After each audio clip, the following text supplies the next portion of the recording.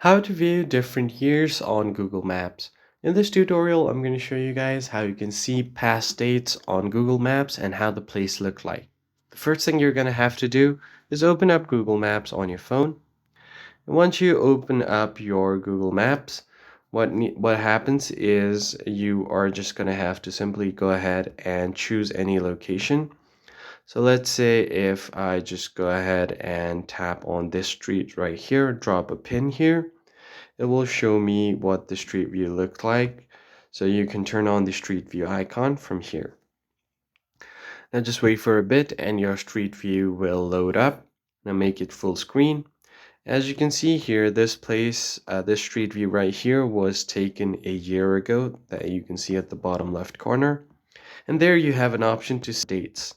So you can just go ahead and tap on the see more dates option. And then it will show you all of the available dates that you can go back to.